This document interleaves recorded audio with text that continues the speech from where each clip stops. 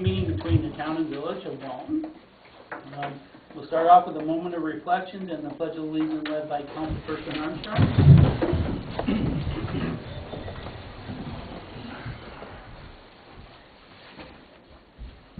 Please join me in the Pledge of Allegiance to the flag.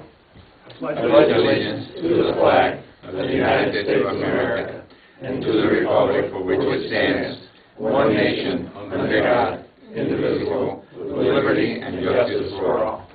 Thank you, Kevin. Okay, I don't know if anybody picked up the topics or the agenda.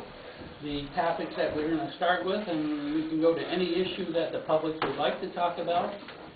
One is extended cell service, the flood commission work, annex of an industrial park, delinquent tax foreclosures, consolidation of DPW services, and then we'll do floor time. So, would somebody like to start on the board? Go ahead. Why don't we start with the extended cell service? I know that that's something that everybody has. Okay. At our last board meeting, the village representative was there and had talked to us about if it would help as village residents wrote letters and sent them to the town to send on to the company that owns the cell tower about getting more services, more companies on there. So if the public would like to do that, that's fantastic. Maybe if people showed a lot of interest in it, we might get some other companies to come on board. Bruce, do you know what's on there now? AT&T and T-Mobile? no, T-Mobile, thank you. Right, are the two that are on there now. And is Verizon out of, AT&T. the one on Pine Brook or someplace? I have no I don't think idea. there's any Verizon towers. Really? There's a Verizon tower on top of Bear Spring up on the, Oh, that's Verizon up there. yeah. Because we get some Verizon service in the village. Now, I mean, not a lot, depending on where you are. But Right. Usually by the town hall, you don't get too good a service. and over on, was it Bruce Street or Bruce Street, I think it is. Bruce Street over in the area of the Presbyterian, Yeah. Reformed Presbyterian Yeah. Church. I know my daughter has it, right down the block, a couple of blocks away, and she gets it. I get it sometimes, and sometimes I don't. Yeah. So. Has Verizon ever responded to anything as far as why they don't? I thought originally they were going to, had intended to. But Right, they were our starting point, but they backed out.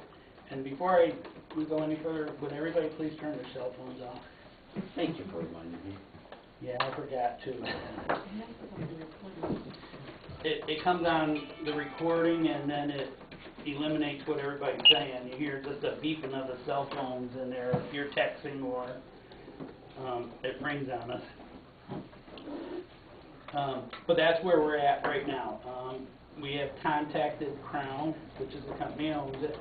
They have, to my understanding, they've tried to get Verizon on it. Verizon, part of their response is they want their own towers now. But it doesn't seem like Walton's one of them. Is that who's in charge of adding more service, the Right. owner of the tower? Right. The way the cell tower works is we own the land, and actually the J&S owns the cell tower itself, and we get 50% of the rent. J&S sold out to a company in Pennsylvania called Crown Castle, who now owns it, and they own a good majority of the ones that J&S has. I don't know if they bought all of them, but the ones I know about they did buy. And we have asked them like every month for like ever. Right, and they're working on it. It just, you know. So that's why I think then the suggestion came from them to have customers send letters because they would listen more to customers than like the municipality. So I had gone on Facebook after our last meeting and wrote, all Waltonians, if you were in Walton and had bad cell phone coverage, please write a letter and let the town know. We've been trying for years to add carriers. They tell us personal letters from customers make the most difference. Every month I ask again, and every month they put Rhonda off when they get back to her. So we talked about it again tonight, and the town will collect letters. We will send them in bulk to the company that solicits the carriers. Maybe working together we can get others to join the tower. So I got a whole bunch of responses. I don't know if you got letters. Did not.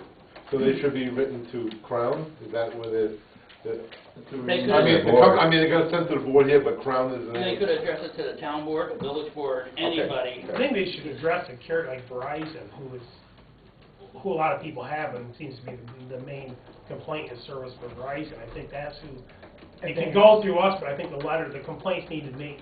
Dear address- Verizon. Well, I'm not sure that a lot of people have Verizon around here, otherwise Verizon would know who they are.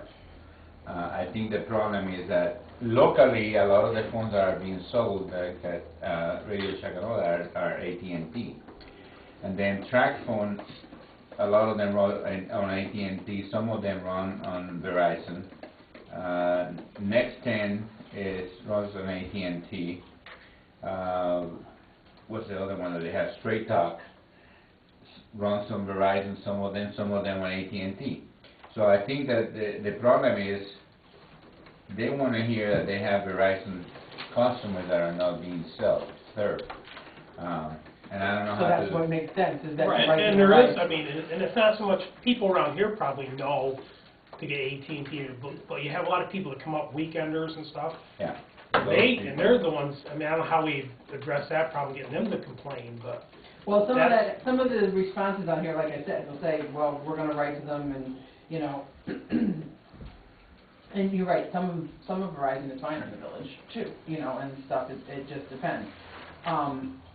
But they're also saying like they'd love a tower between Walton and Hamden, a tower on Pines Brook would help, Loomis, you know, so it is something, I mean, there were quite a few responses, so it is something that I think people are interested in, but I was hoping maybe that. Well, I think that what you're saying about the people that come from the city, a lot of them are Verizon, that's big down Because there. that's the big thing. Now, since the town is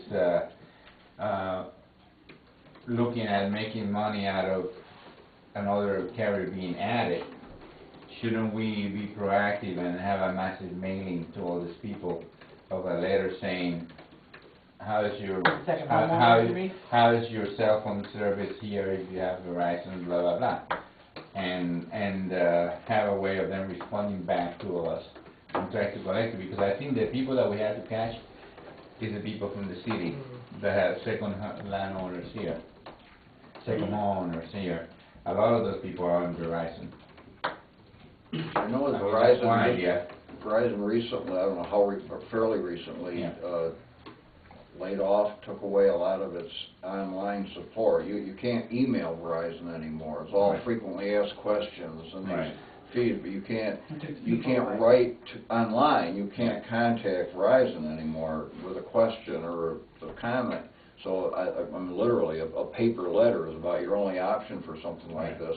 And the stores have been real helpful, but they're not connected, I mean, they're not gonna pass on a complaint to corporate headquarters. But I think that if we can send them a letter with, let's say, 500 people, Sure. the backing 500 people who have contacted us regarding your services in this area, that will carry some weight, you know, towards doing something. Okay, but we can look into printing out a mailing list for second homeowners and do a mailing to them. Right, it's what I'm saying. But in the And see meanwhile, what- if you get it out in the reporter too, that should help a And see lot what of we can second get homeowners back. get the reporter. Right. And if it turns out that they have one of these other service providers, then they should say, hey, I'd like to have. Right, but they should put the company they have in their paper so that we can justify where we're sending this to, but, we could do that. And do you think you do better with responses if you ask them to email rather than write a letter? Seeing how they answer you, and you have input on Facebook and Right. stuff like that, maybe you could either print those Make it replies on email. Facebook out or.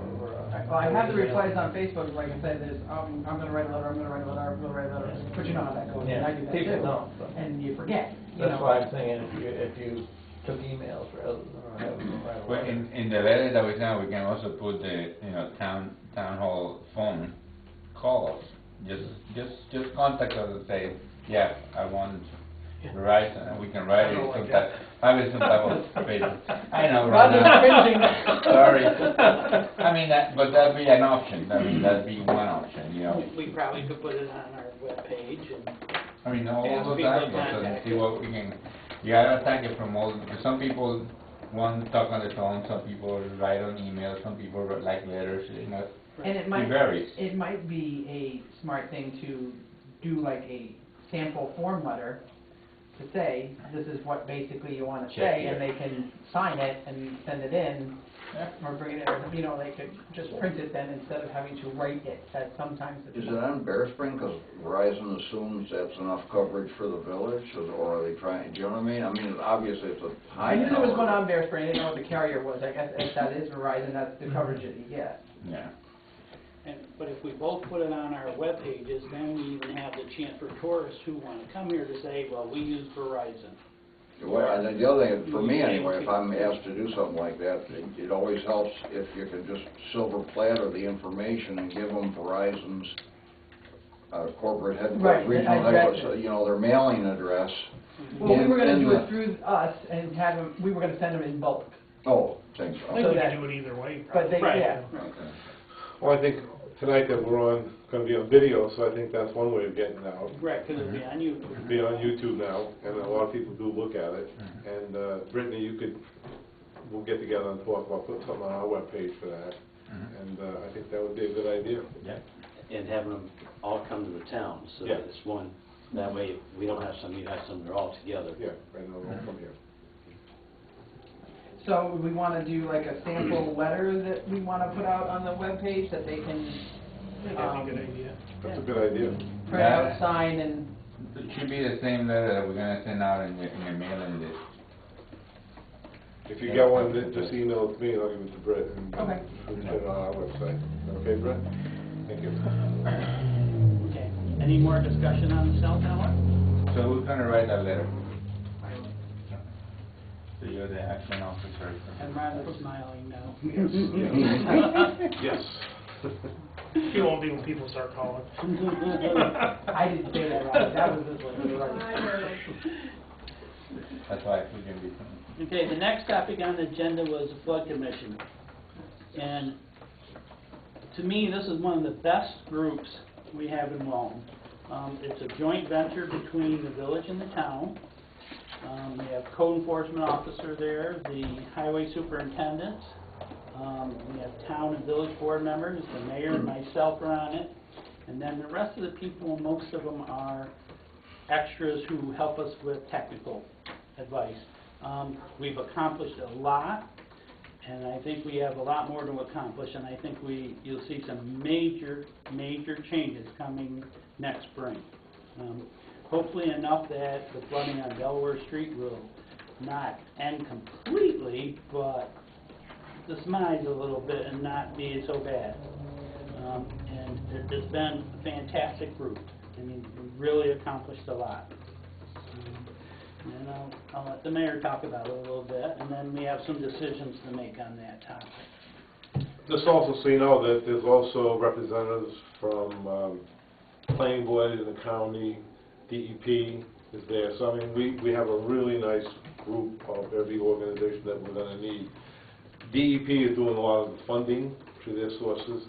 So part of the things that we have to look at when we're doing this is also check for the water quality, because that's a big thing for the city. So we want to get their money, so we have to make sure that whatever we do, water quality is involved.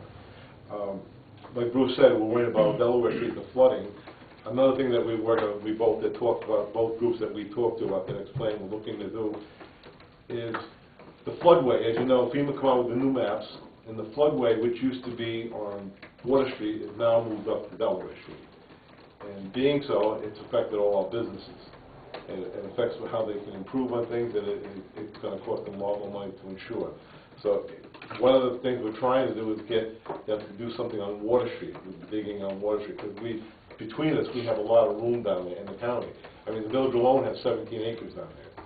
So that's one of the places that we're hoping in the spring they can get the shovel in the ground and do something with. And hopefully that will bring the floodway from Delaware Street back to Water Street. So, I mean, officially, so with the maps and things? Well, yeah, because these are all studies we're doing, these are engineers' reports, so this is something we can base it to give the team and say, hey, this is what it's going to look like, and this is what it should do. It should affect the water. These guys are experts, so I think that's good. and it'll give us the opportunity to use more Water Street more effectively. It'd be a great tourist spot, easy access to the river for fishing, putting canoes in. You can now canoe all the way down to the reservoir. So these are all improvements. Having that right in the center of the village is fantastic, because they may stop and have lunch or go to the grocery store and buy food to take with them, or gas up, or go to the restaurant. So it's just a major opportunity that's being funded by water quality, and that's what DEP and that's what the town and village of Walton want. Nobody wants to pollute water. We want the best clean water we have around, and that's the goal of the DEP. And it's a goal of Delaware County in general. So it's a major improvement. We also realize that every time it floods, there's more contaminants going into that water, because you have septic tanks overflowing, you have fuel tanks ripping away from houses, debris ending up in it, cars ending up in the reservoir. This can't be good for water quality. So it's an important issue to all of us, and I think we're doing really well. Okay, I was going to say, the second prong of this attack, so to speak, the attack on flooding is Third Brook, worrying about crap, and which is our biggest employer in the village. And Third Brook, as you know, has a large flow of water coming down, especially with that L shape down by the end of by the bridge. The last meeting we had with the public that came in, somebody made the suggestion about the old railroad bed. Maybe you could put some kind of way there for the water to flow down on both sides, which may cut down, which was a good idea. It's a fantastic idea. Yeah. It would only be in effect during high water. We would control how much water can go down through it by the size of the piping that you use and everything, but that would be a tremendous protection to craft right now. And it's a quick result. Where the bridge, we know it all needs to be changed, but New York State keeps moving that farther and farther away on their repair list. That bridge is in worse shape than ours. But that one's critical to us, so we need to do things to resolve that. You're talking about the bridges over Delaware Street. Right. Yeah, right. Yeah. Right. Now, you'll see a bunch of projects starting on Lower Third Brook in the spring also. They'll be shoring up some of them banks that are caving in. And there's going to be a lot of work being done through that area. So hopefully that'll be a big help for the businesses down below there and the houses alongside it. So, again, there's a lot of things that you're going to see happening, and it's because of this joint venture with the Flood Commission that these things are occurring, and working with our partners. Soil and Water has been fantastic. DEP has helped tremendously. A lot of this stuff we couldn't do without DEP's help. I mean, we've spent more than $1 million already on projects that we could never have afforded at taxpayers' expense. We just couldn't afford it. Well, it's definitely to their advantage, too. Right, it's a win-win for both of us, or all of us, not both of us, all of us, everybody that lives here. When they took up the railroad tracks, they, I think, sold the right-of-way where the tracks were. Does Kraft own that? Well, that's what's all got to be researched and find out. My understanding, New York State I think still New York owns State part of owns- this. Yeah, I think there was some dispute with the landowner down there at one point that, Who I think New York actually State owns most of that right away. Yeah, I remember we thought that. Yeah. Bruce, I want to go back to some of this mitigation work, specifically Water Street. I know it's our hope that that'll change the flood maps, but that's not necessarily a given, is it? No, and That that's may what, take time. that's one of the issues that'll come up tonight. We put out to bid a study of Water Street, the State Bridge, going over Bridge Street, and I guess roughly a mile in each direction. Mile instruction, yeah. The lower part of Kraft that keeps filling up with debris and gravel and things, and what's the best answer for that. So tonight we need approval from both boards to go forward with that. They put it out to bid. There was 2 bids, and one was in the $50,000 range, and the other bid didn't follow the contract as well. They went broader. They were talking about going up the channels and everything, where right now the study is mainly these 3 sections that we're talking about right now. We can get immediate results and then we can do the branches after that's done. But we need approval from both boards to accept the bid that we received. From both boards together? Well, we'll do it as separate motion from each board, because we're not a union. Right. And when we go back to our respective meetings, we'll do it like next week we have our meeting, then we'll officially do it that way. Well, you can officially do it tonight, because you have your full board here. My lawyer said we can't. Yeah. He said, because this is a public meeting, this is not your official, Okay. the official meeting that you have for your Okay, village or so town. then- He said, but we can agree in concept and just, you know, Mhm. And that's what he told me anyway. all right, and the mayor has some stuff, and I brought the bid thing that we can pass around, so he's gonna look I at think it and everybody's, see. you've seen a You lot said of, soft copies of it. yeah, tough copy and Yeah. everything. You know, but one bid was, like I said, 49 something, the other was 114. 120 or Yeah. something. But theirs was broad. Their presentation was fantastic. They had a lot of knowledge about what we were talking about. They just didn't stick to the real main scope of it. Yeah, they kind of spread it out. And they spread it way out. And the one that the Malone and McBroom, they've done work for us before. Right, they did But- Lower Third Brook. But so we know them very well, and they're also really good too. Yeah. It's funny that I saw that the one guy that was talking for Walton and Logan guys, whatever it's called, B&L. The guy that was getting with, who's the guy that first came on? The guy that did the study for us, Larry? Rick White. Huh? Rick White. Rick, that's it.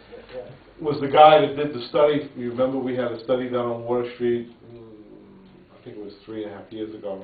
He was the guy that gave the first presentation to them, and I was like, wow, we did a study, and here we are back again. So finally, at least, this guy was very familiar with all up and down all about Walton, but they were more than double what the millennials. And we know that this Malone and McBride are really reputable, they're really good, and they're just as qualified as the other one. And this, I want to make sure everybody understands, this isn't a study that's going on the shelf. This is a study that went, or a presentation, when it's done, we're reacting. We'll be applying for the grants to start work as soon as possible. We'd like to see it done before the end of the building season for next year. We don't have to be out of the water or anything. We want it done. You know, not them just starting. We want that project completed and out of the way. We made that very clear that the studying part is done. We want the shovels in the ground this spring. And they both understood exactly what we were talking about, and they guaranteed it could be done. I think they were saying December, January, we're going to get some results back on this. Well, they'll be doing public meetings, hopefully in January, so the public can come in. Because one thing we learned from Lower Third Brook, the public has some very good comments to make. And if we listen to them, I mean, they know it. They live there. They live alongside these brooks and rivers, and know more than a lot of us what's happened to their own home or their property. So it's a good opportunity to learn things and to expand what we're doing and make sure we're doing the best for everybody, or try to do the best for everybody. Well, that's ambitious, which is great, but do those timeframes include state approvals and all the bureaucratic steps that I assume? I mean, once you put your foot in the river, there's a certain obligation, sometimes unfortunately, to get all the pages stamped. Right, and we've had very good progress with that on the Okay. projects we've worked on, the town, the village, it's been very well. Because you have that coalition. Right, and we have people who are very aggressive. Walt has done a fantastic job of getting permits for just about every single project we've ever looked at, and we've gotten some really fast. It's been, you know, and I think the DEP, the DEC, they all understand that. It's benefits everybody. Right, we're not there to murk the water up. We're trying to make it better for everybody and meet all the guidelines. You know, so. You've kind of anticipated having their involvement in it, so you've already run up front their coordination, so when they go back to their home organizations, they were part of the decision-making process that you came up with. Although the DEC doesn't attend our flood commission, but that's an opportunity maybe to invite one and have them attend some of them or all of them. Just so we got everybody in there, all the regulatories, if they're there at the table when we're talking, we get farther quicker. No, because they can tell you some of the values on it. Right. And the one Walton Flood Commission has a good rapport with all of them. We were the first ones to start, we were the first flood commission to get started in New York State. We're the first one to do a lot of this stuff, so we've already had some projects done, so we have a very good rapport, very good reputation, so it's a good thing. Matter of fact, it's spread out all over Broome County, all over, a lot of other places got these flood commissions, so they saw how well it works, so I think we got that going for us too. Yeah, really good move. And Dave, if you're not real familiar with, this study is an analysis of what happens if you do A and you do B. For example, if you put another tube underneath the road on Bridge Street to allow for more water to flow underneath on the side towards Stockton Avenue, for example, how much it may lower the water on Delaware Street. If you take out 50,000 cubic yards of fill that's out there on Water Street and allow more room for water to spread out and for the floodplain and the benches on either side of it, you know, it'll drop the level of water on Delaware Street by X amount. Those are the things It's a that real they're working on. pragmatic cause and effect. Yes, Right. That's exactly what it's for. It's not a study of whether or not, you know, to do these things. It tells you what exactly you get for doing each thing. And the advantage of this, the DEP is requiring this for funding. So this LFMH, whatever it is, LFHMA, right. will tell you the benefit is if it lowers floodwaters by 3 feet and it costs X amount of dollars, then everybody can evaluate and say, okay, it's worth it.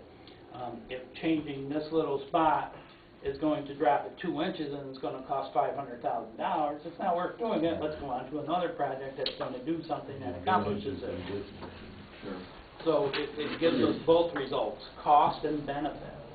And that's why this is so important. And a lot of that work is not in the river itself. It's in Right. on the banks where you don't have quite as many issues with DEC.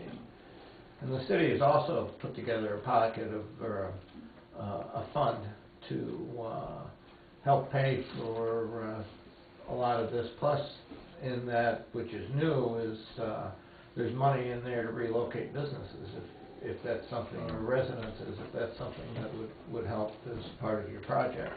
You know, not only now do you say, you know, if you took this out of there and opened it up, there's money there to say, you know, we'll take this person, make them whole, put them someplace else, and allow. But the relocation process is also tried to prevent elimination of tax bases. So if they want to move a business from off of Water Street, they're going to look for another spot in the village to try and do it so that they don't lose their tax bases. None of us can afford to lose tax bases. For sure. And so that's part of the project of the relocation, which comes through Casco Watershed Corporation, once this is all signed and sealed. It's not signed right now, but everybody's working very hard on getting these programs put in place. We basically have to approve to pay for it, and they will reimburse us for the study or no? No. We have to approve the selection. Of the company? Yeah. Right. We've already got the grant money. Right. Okay. The grant money's already been approved, Okay. and we've got more than what we're spending right now, which will give us the benefits of going up the Brooks when we get to that point. Now, if the other one is more extensive and already goes up the Brooks, we can't do that now because that's not what we asked for? Well, we're Or we don't have emphasizing on We just want to this do it in those section. sheets. Right, because we figured this is the quickest, easiest part to do because there's no residents on Water Street, there aren't too many businesses, there's a county building on there, there's the town property and the village property, so this is a quick, easy one to do. And get relief first. Get relief as soon as possible, and then we work on the other. Because it's not if, it's when When. it's going to happen again. You know, the last couple storms, we've been very lucky. So And we just need to get it done quick. And part of it's luck, and part of it is the hard work. I mean, Yeah. we need to thank Walton and the highway crew. You know, since 2006, we've been working on removing trees from the stream. Right. We've had the help of the public who own the property along, who have allowed us to cross their property and move trees out. Some of it was funded by FEMA, some of it's been funded by DEP, some of it's been funded by other grants, and some of it's been funded by the town. But we knew we needed to keep that so that our sluices don't get plugged, the bridges don't get plugged up, and that benefits all of us and it saves us all money. Always get plugged. Especially with this, what we're going into at this time, it's kind of like getting your feet wet, getting the paperwork, getting everything together, organized, so you can go on further from this point. Right, and then you're gonna be involving residents and stuff as you go Oh, on true. too, and stuff. And if we do start a couple of small projects like this on a small pump that shows a big bang for the money, the public will be aware of it, there'll be much more, we need the public to be in support of what we're doing. Exactly, when you get into other different locations. Right, and one thing we all know, and when the flood passes, after time, people start to not remember how bad it was, and, you know, and it goes back to, you know, I don't want you to do that or this, but we need to realize, you know, it affects so many people, and we need to do everything we possibly can to help everybody. I think it's also worth adding that this contract is good for 2 years. So, you know, we can break ground on these projects that we've been talking about, hopefully as early as next spring, and show some progress there. Once we have those under motion, we can tell our contractor, we want you to head up Third Brook and tell us what to do next. You know, study that or engineer that. We keep saying study, it's an engineering analysis, which is all, of course, based on the FEMA flood map data. So when we get done, we put, using their terminology, their data, we put it back in their hands and say, change our maps. So, and that's the beauty of it. But, you know, we can tell them, go up East Brook, go up West Brook, go up Third Brook, wherever we think we need to go next, we can go do that analysis there and play around with everybody's ideas, run them through the programs and see what comes out of it. And the other advantage we have is Steve, the code enforcement officer for the village and town, is certified in flood management, which is very, very important. That carries a lot of leadway. It helps with reducing the flood issues and the flood maps. That's all part of it to get those reduced. Because the big thing that's coming is the insurance increase that you're going to feel being in the flood rate. And the numbers are scary, how much that's going to go up. Well, we really don't know, because now there are a couple of congressmen who have brought up to postpone the increase in it for 5 years. And what was happening is the federal government was deciding they didn't want to subsidize it anymore and dump it all onto the taxpayers' common. And if you have a mortgage, you have to have flood insurance, and there's no choice if you're in that floodplain. So right now, the people who had flood insurance still have, this is a premium increase that would. Right. That's going to hit them. Yeah. And if you don't, because now there's a lot more people in it that weren't in it before, they're going to have to go get it and be shocked at what it's going to Well, cost. they were telling on the news, the property in Florida, the guy said it went up like 400%. Yeah, I was watching that today, yeah, in Florida, they're getting killed. Easily. And part of that process is also when a home changes hands, they're required to get an elevation certificate now. It's just going to add more expenses than selling your property. Depending on where you're located, that could be $300 or it could be $1,500. It just, you know, depends on how far away the benchmark is. Yeah.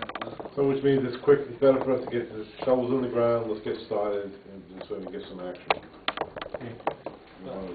But I must praise us on the Flood Commission. It was probably one of the best. Bless you. Excuse me, thank you. Probably one of the best things we've ever done. It's been tremendous.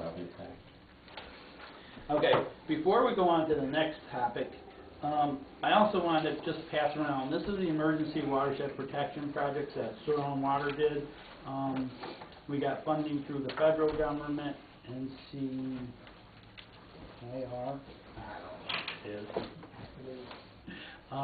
And then the city picked up 25% the match for the towns, and if they were outside the watershed, the Delaware County Watershed Affairs applied for a grant through the state, which helped pay the 25% share outside the watershed for towns, Franklin, Barta Deposit. But in here are pictures before and after the project. It's unbelievable. You should really go through this book. It's really quite interesting. a week ago, we went on a tour and saw some of the projects over in Middletown and Arkville and Delhi, on the way the projects look now, and it's just a major improvement. It's just fantastic things being done to help our community. But when you get a chance, look through it.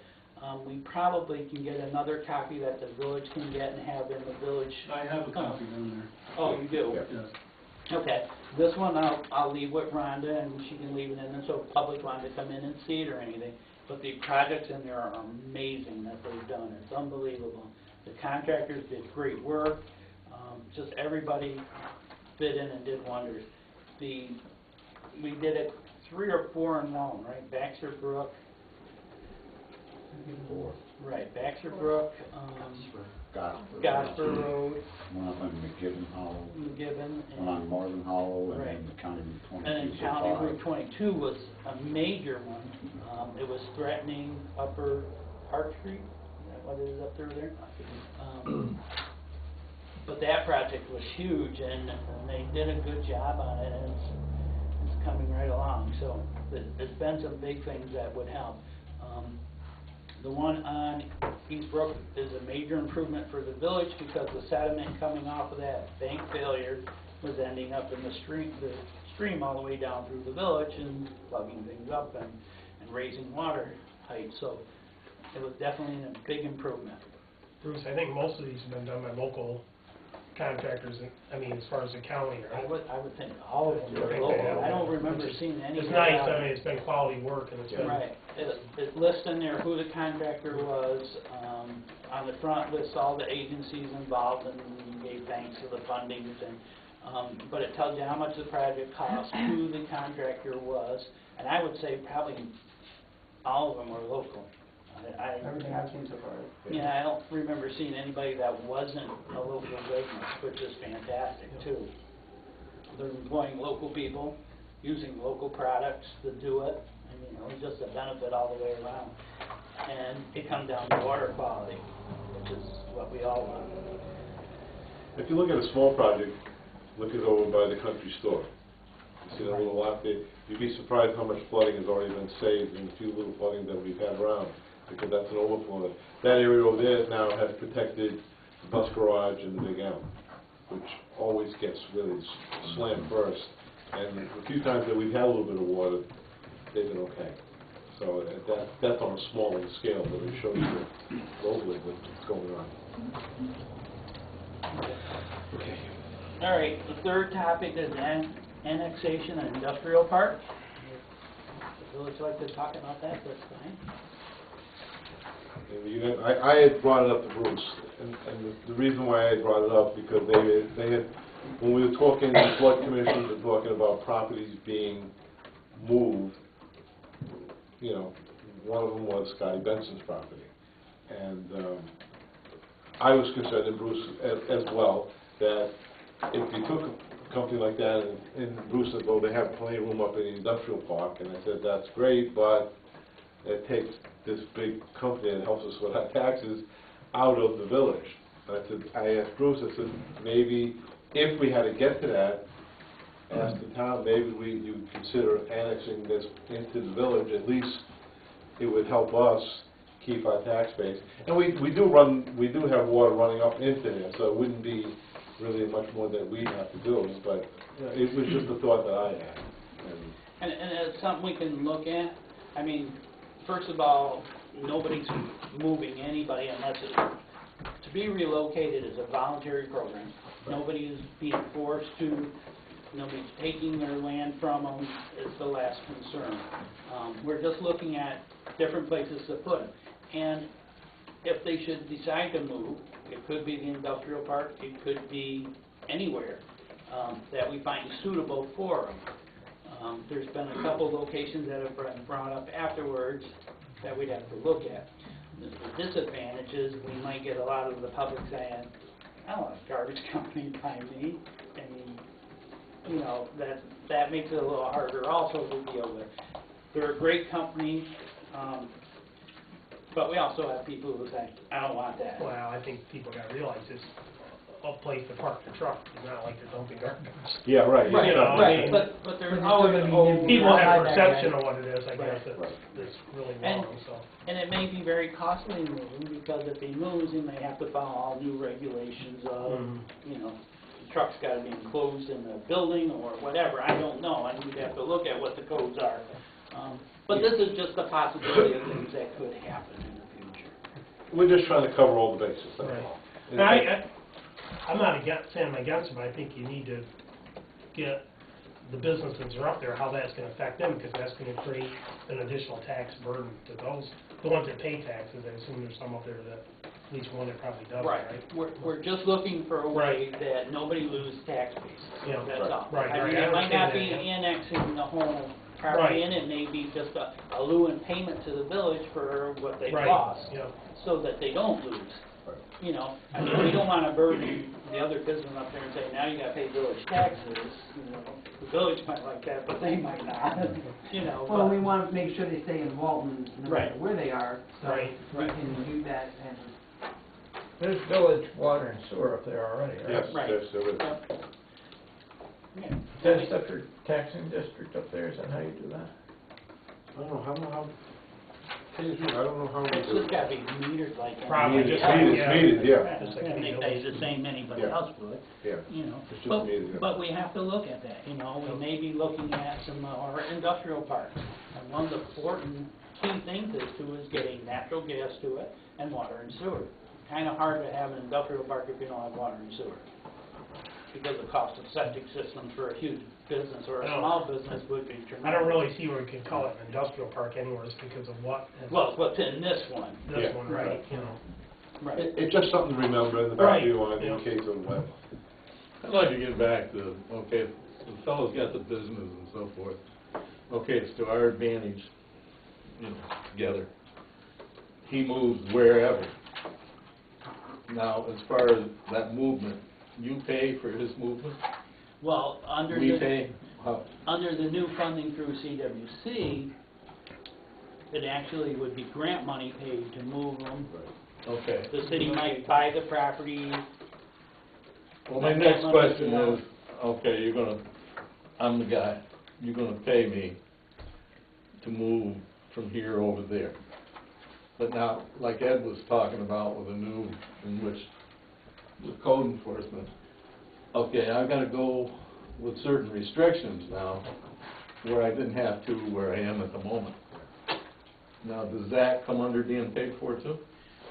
We would look at that. That would be the Okay. whole package, because. That's you what could- I'm saying. Right, you couldn't have somebody move and No. say it's gonna cost you $500,000 to move. Well, I just wanted to put it out there. so. Yeah, you know, that's not a benefit to him Of or course any not. business to move. and we don't know that there are other regulations. Well, I didn't wanna get into anything where it says you've gotta, you know, you're gonna move and, Right. But we have to remember, this is strictly voluntary. Voluntary. This is eminent domain. There's no This such- is voluntary. Right. If you don't wanna deal with it, then you don't. you Well, know. and the engineers may come up with a way that they don't have to. Have to, right? But they You can Right. do it there. They can do it just right where they are, and maybe just rising is maybe a quick piece of, you know, there's gonna have a lot not of different saying scenarios. like concrete. That third part barrier. study, it wasn't just one business. No. Yeah. Potentially Oh, no. affects some Oh, other yeah, businesses. of course, yeah. But it also infects all the houses all the way Right. up through there, and you have the old reservoir up there that's affected by all of this, and, you know, You've got it's the bridge amazing. down on Ogden Street, it's an issue that's gotta be dealt with as well. Right, Because the bridge that's if you take care of small everything and else, and wide. you can't get water through that bridge, you're. Yeah, yeah, you can move all you want if you can't get in through there, yeah. Well, the big thing is you don't want anything blocking it. Yeah. Right. Like last time. Right. Yeah, but the idea is that if somebody participates in this program, if a businessman does, he's made whole. It doesn't cost him a dime. Yeah. He gets I to just the wanted end to of get the that out day. on the, open Yeah, right. Right, so they understand. okay. Okay. Okay, next topic is delinquent tax foreclosures. Well, I think, you know, I mean, that's not the town more, that's more the county, as you. That's an issue the county has looked at. We've had the village's representatives come to a meeting and would like the county to take over the tax foreclosures, the delinquent taxpayers on property.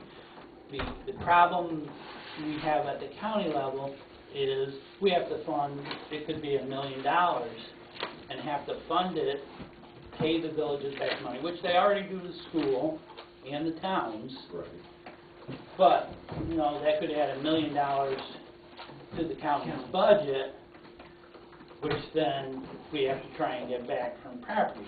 And we also know at tax foreclosure sales, some sell for more than what's owed, and some sell for a lot less. You know, so it's a big commitment to make. We're starting a pilot program with the town of Franklin, or the village of Franklin, on doing the foreclosures for them. And we're going to see how that's working. But we're still looking at the issue whether we can do this for the villages or not. Isn't that done for the majority of upstate, is all the counties already being A done? lot of them do it, Yeah. but to start fresh doing it, it's a lot of money. So, What's the magnitude of the problem? But What's the magnitude of the problem here? How many people don't taxes? pay their taxes. No, how what's the many- number? how many- I'll give you an idea. The village right now, we have probably about $120,000 outstanding in taxes, which is quite a lot. Right. And this is, That's not this close, is, okay. I need to talk, we're talking about these These are are people for 3 years or closing- more. These are for closed properties or? Businesses and because it's residential. both It's residential. both Right. residential And and it's- business. Part of the problem, not all villages have done anything about it. There's villages that have people who haven't paid their taxes in 10 years and nobody's done nothing. And Ed's figures are Just the the current balance year. after the village shook the bushes and had a temporary incentive program, and even after all that, which was somewhat successful, that's the balance even after that. We had started out with $150,000. Hmm. That's how bad we were. So you're studying, but still. And we had an incentive program. We agreed on a certain time that if you came and paid your taxes right now, that all the penalties would be forgiven. And then we said, if you wait, we gave them a couple weeks, and we said, after the 2 weeks, we'll give you 50% off. And then after 3 weeks, 50% of the penalty. of not the penalty, not of the taxes, Right. of the penalty, Right. right. And a lot of people came in, and, well, a nice portion came in, which helped us out. But we, like I said, we still have over $100,000. And as you know, for a But small at this- community, that's a lot of money. Right, but are these properties being foreclosed or no? No. Well, we spoke to our attorney to try and get the process going, because Okay. I was hoping that the county would get into it. I spoke to Porter, and he said, like you just said, you're starting a pilot program. It could conceivably take another 7 months to a year before it actually happens, and we're going to be deeper and deeper in debt. Because, I mean, what we're talking about is the county taking over the property itself, basically. Or it's just a loan program to pay your taxes. it potentially could be them taking it over. Yeah.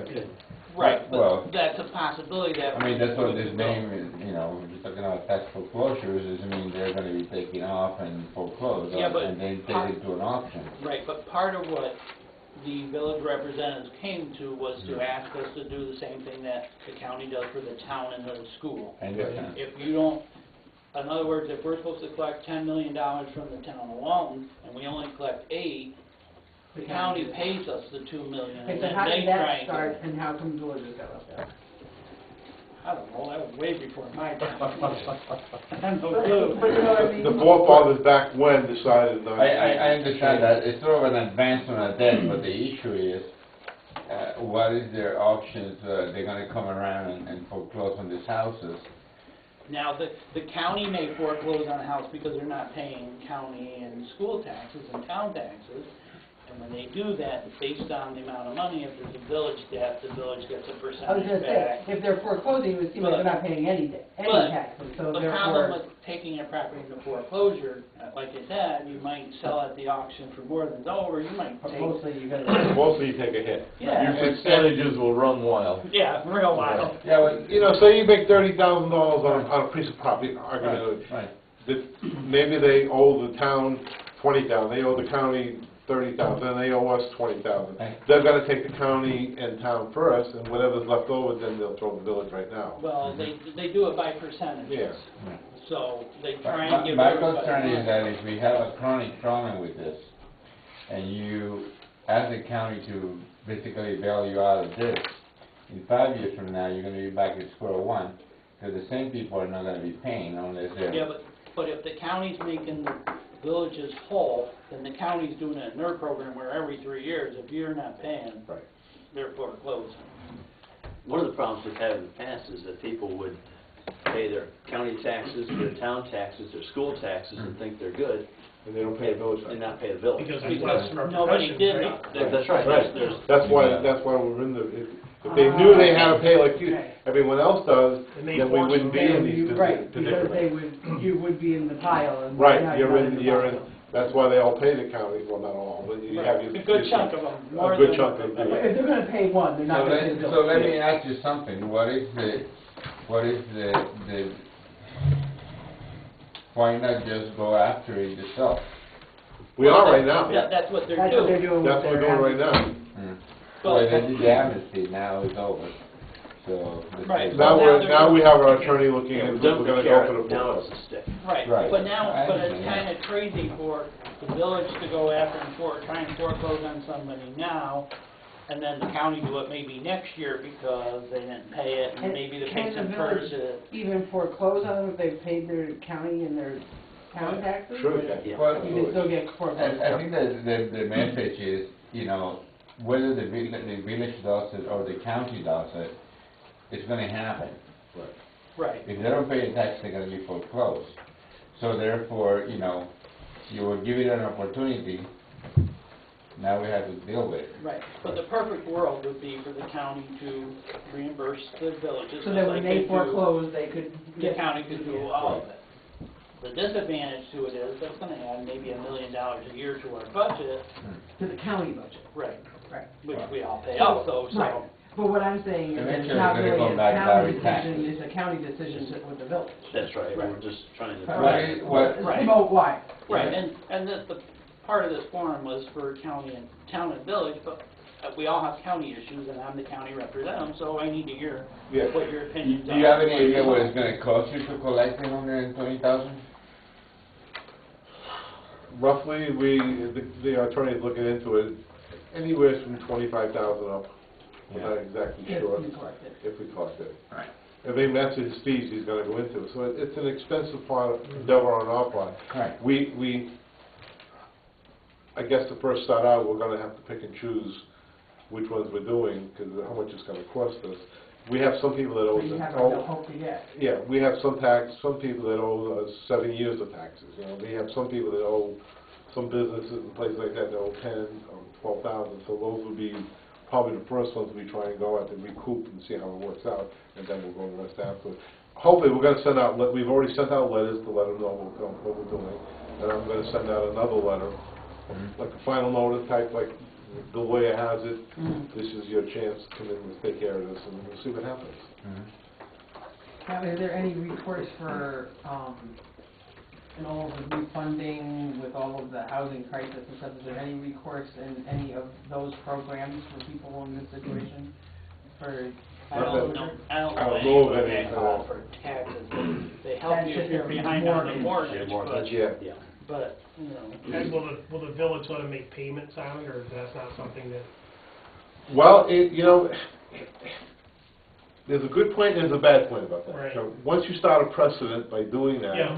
then every year you can have a bunch of people saying, I don't have money this year, so I'm gonna Right. stop making payments. So you can't go say, yeah, you can, and Ed, no, you can't. So you've opened up a really big can of worms. Right. But I asked the attorney about that. That was the first thing I thought of. Yeah. And he says, yeah, you could. He says, but yeah, you can't pick and choose. If you Right. do for one, you gotta do for And everyone. then all of a sudden, we're a loan agency. Yeah. Yeah. Right, and that's the bookkeeping nightmare. Yeah. What, I know property in Tucson, they divide the tax into half. So here's your first half, and here's your second half, everybody. So, but that is. I've seen more- that in different towns and counties that do that also, not And that much might in be New York an City. option, because you at least have that thing, you know your budget, you could budget that way. Yeah, but the hard part, when somebody gets that far behind on their taxes, you're expecting to make up the 7 years, plus keep current Yeah, with but the current what I'm taxes. thinking is that maybe you would get more new people in the pot if they could do that. Oh, yeah, You know, you so would that get might- more. You would get more because they would be able to Right. pay it, and they wouldn't have to get delinquent to begin with, is where he Right. was going. But you have to look at and see what New York State law is on that subject, and, you know, Right. there's a lot of research to be done on stuff like that, but. Does the village look at taking, credit cards? And payments? Seriously? No, I understand what you're saying. Yes, I had brought that up Yeah. to Jody about that, and she looked at me and said, you know what a nightmare you're doing when you start doing credit cards and things like that. I mean, do you take them? No? It's Yeah. No not a problem? nightmare. Yeah, Not it's a not as nightmare bad at all. as you think it is. Really? One thing, when you take a credit card though, is the person using the credit card has to pay the fee. It gets added to their bill because. So you just have a government- machine like you slide it, slide it through, slice it. Yeah, and slide they have through. they have to sign for the charge itself and then the interest that they're Because being sometimes charged. the charge is 5% in some cards. Yeah, I know. No, three, Three, I'm sorry, 2.45 To use for the credit card. card. Right. Yep. But, Okay. but that's like anybody. If you could use your credit card to pay the IRS, they're not paying that fee. You have to pay. Government agencies don't pay that fee. Right. So. It's a thought, I'll let you, taxpayer Jody, has to have pay. give you a call with how you do it. But it's a Maybe good it'll- process. There's a couple different systems now where, maybe it's like too small a thing for a municipality to use, but on your cell phone, you get a little thing called a Square, or there's 2 or 3 different systems now, you just plug it into your phone, literally, about the size of a nickel, you slide your card through it, and like florists and different, small businesses, and I don't know if it's not, We have to pay that. The credit card cost company will anyway. give you the machine to put it in the office, it's not Well, you a have to problem. be careful what company you go through because Yeah. you cannot pay a monthly fee. If okay. nobody's coming in using their credit card, you don't want to continue paying that monthly fee. Right. So the company that we go through, they only Per charge use, per Way use. okay. Yep. So we're not paying anything, and they Unless just somebody make, uses it. unless somebody uses it, They're and it paying comes it. from the customer, not from And the then we're not the paying And municipality. In other words, like, you don't pay for the use, they pay for the use. Correct. Everything goes through that. But And you don't if pay. used enough to be worthwhile. They've never complained. I use it for decals for hunting licenses. I use it for taxes, and as little as dog licenses. People Really? use With their debit own- cards, Really? and they get Yeah. charged. As a credit There's a card. minimum of Now, $1. Have you looked at 75. some type of If it's worth financial it. institution that's willing to, let's say, lend money to these people to pay Well, their that taxes would based be, on their that equity? should be up to them to do. That's That's not right, for us that's to not- do. yeah. We're not a lending agency, we're not gonna get into that kind of business. I know.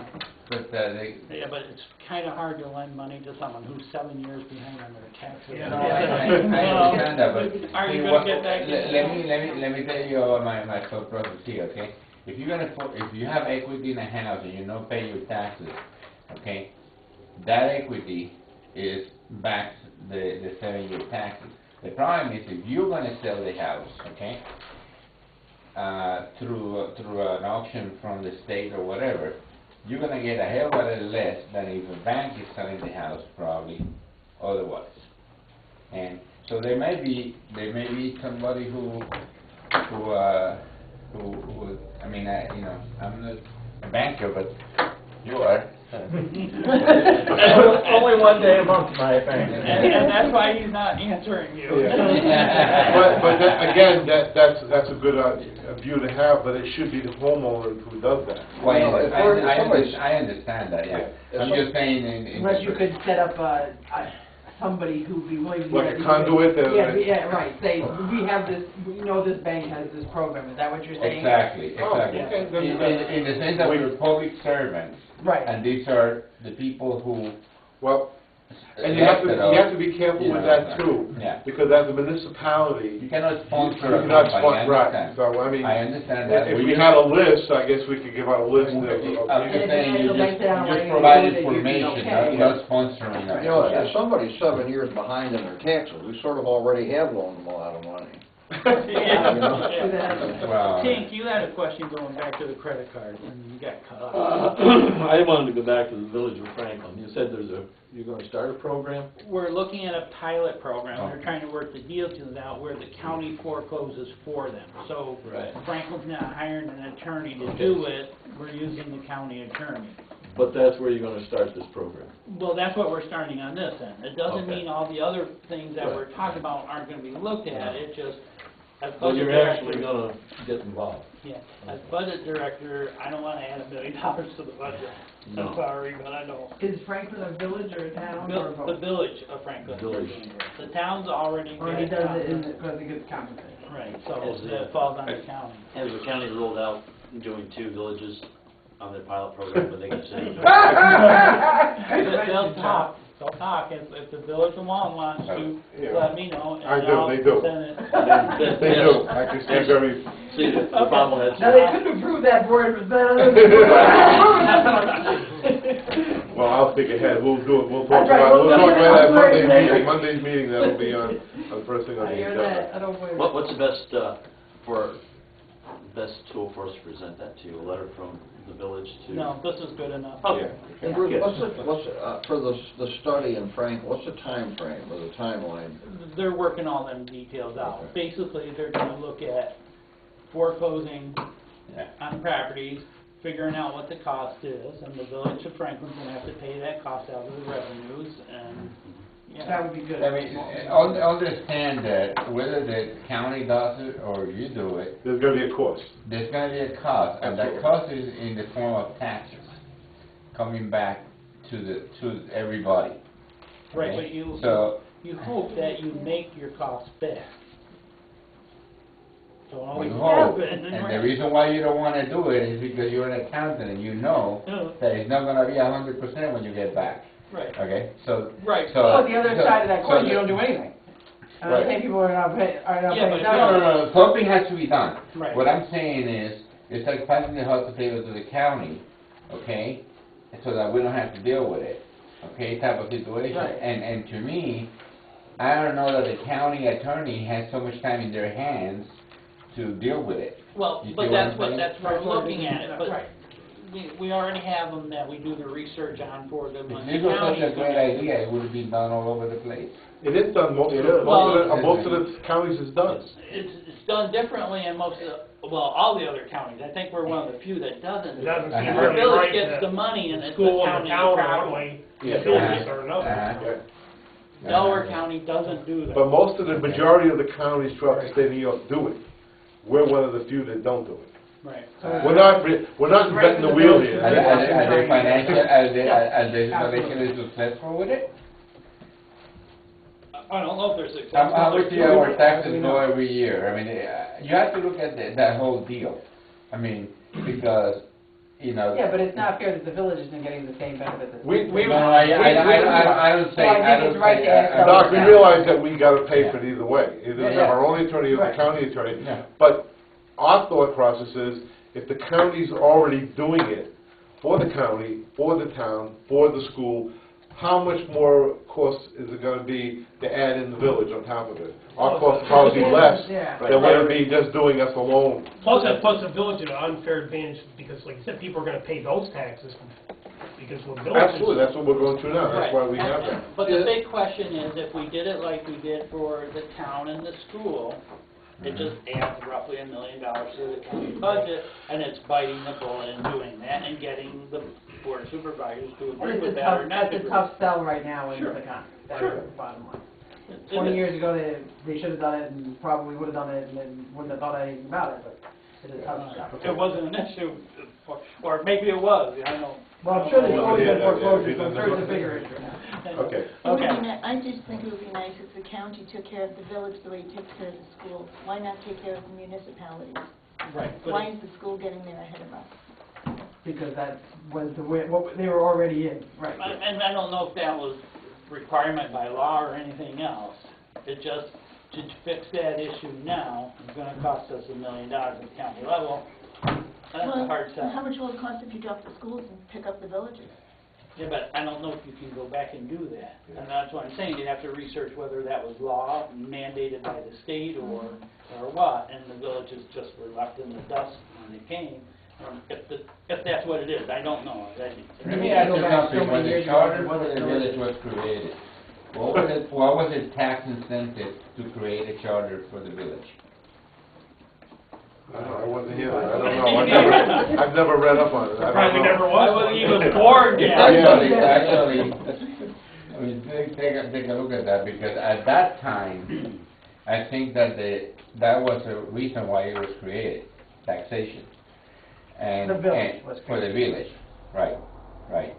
And right now, I don't know if a village person pays more by being in the village when you put all the taxes together. You know, I know that the town taxes. They pay town taxes, they pay village taxes, Exactly. they school taxes. Right, So so they It's pay more. It's higher, Sure, right. right, they pay more. Right, there's But that's no the doubt. same with any village. Right. No, I understand that, Yeah. yeah. Okay, Okay, let's, okay, consolidation of DPW services. And before we start on this one, I'd like to thank Roger and Walt. They have a very good working relationship. They share equipment, they share manpower, they work as a team, and that's what we expect of them. They do an excellent job. If the village needs a big dump truck, we're there. If there's something we need, they provide it for us. The state is pushing where we should have these agreements, and my opinion is when the boards get involved and it messes it all up for them. They work out and know what they can do for each other, and if we're telling them they have to do it, that's a, the you way I, you don't even know what you're talking about. the way I look at it now, we already have an unwritten agreement. Right. Right. Roger and Walt work great together. I mean, when we did the PD department, remember the police, we couldn't have done it without the town coming in and helping when we did. So we have an excellent Right, and relationship. it's a, two-way street. They both help each other and they do what they need to, and as far as I'm concerned, I don't need to get involved in that and mess it up on that. Me neither. I mean, that's my opinion. A perfect example, just over here down on in the corner of North Street, on the bridge over there, we did the wall, Eastbush Bridge. Mhm. Well, send the guy down and he helped us with the big, whatever you call it, and then they worked together for 2 or 3 days, it was great. I mean, we have a lot We of. should do that. Yeah. I mean, the village is part of the town, and these guys work well together, as I said, do it, I don't think we need to. Yeah. I do think, I mean, they do work great, but if people in the public have ideas that they think Right. maybe something that can be done, then bring it forward and. Right, well, I and our just wanted to committees- bring that up Right. before we actually brought the topic up. And the topic is consolidation of DPW services and whether that saves money or not. To me, the only way to find that out is to do the study on it and see if it saves money. There's all kinds of grant Has money it out done, there. has it saved money to other villages and towns that have been, that have consolidated? I have no idea. No. You know, There's it's just- duplications of equipment and things like that that's gotta save some money on. Well, is there duplication of equipment? Well, I don't think so. we need 3 loaders for both the towns. Well, the town's got 2 on its own, so. Yeah, I know, we do, and the village has got another one. There's So, but we don't have backhoes, anything, things like we, that. what we have, we need, and what the town has, they need. I I was mean, gonna say- and we have different equipment than the town does. The town, right, well, I mean, the town has the big plows, you can't really use them in the village streets, because all manhole covers. We have the smaller trucks, I mean, And they'd be wiping out cars. they'd be wiping off, yeah, and just putting stuff all up in the lawns and everything, so, I mean, I Puts the snow think. back in the porch. Pardon me? Puts the snow back to the porch. Yeah, and on the, yeah, we'll be able to get out the doors. But, I mean, it's still a possibility that there could be a cost savings if we looked at it. I mean, we know Andy's consolidated their village, and is there a big savings? I really don't know, because I didn't read the study and find out whether there's a big difference in it now or not. Some people are happy, some people aren't. That's always gonna be true, no matter what you do. Right. Some people are happy, some people aren't. But if the public's interested in something like that, they need to let us know, and we could look at a study and see if there's funding to do it. I know they're expensive to do it, and see, but. I don't know that it would work for the whole village, because there are a lot of things that, water and sewer and lighting districts and all that sort of thing, that creates an awful lot of issues, but, maybe equipment, DPW and personnel, Right, but I don't think there's a duplication of equipment as much as people think. We might all have a big bucket loader, but other than that, it's more precise equipment. You know. And I think we already share equipment, like you said. Yeah, we know. Yeah. Do you guys feel there's a lot of duplication of equipment? You have a backhoe, but we have a backhoe went out today. You wouldn't think you need it, but for a specific job where somebody created some damage Friday or Sunday evening, we went for that. If we were using a backhoe and we're putting sluice pipe in over on Loomis Brook, we're probably not going to bring it back to town. But if 2 o'clock in the morning somebody calls up Roger that there's a water main leak, we have to get a backhoe out at 2 o'clock in the morning. The backhoe Gotta be here. And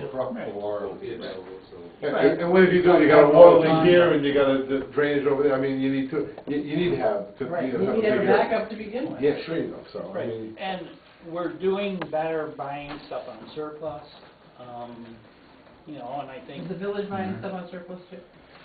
I don't think that we've gotten anything yet, but Roger's gonna look at it, and see what we can find.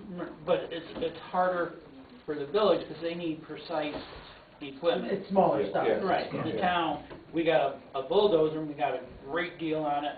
Walt did a fantastic job, but that bulldozer might not be any use for the village because of the size of it. What size is it?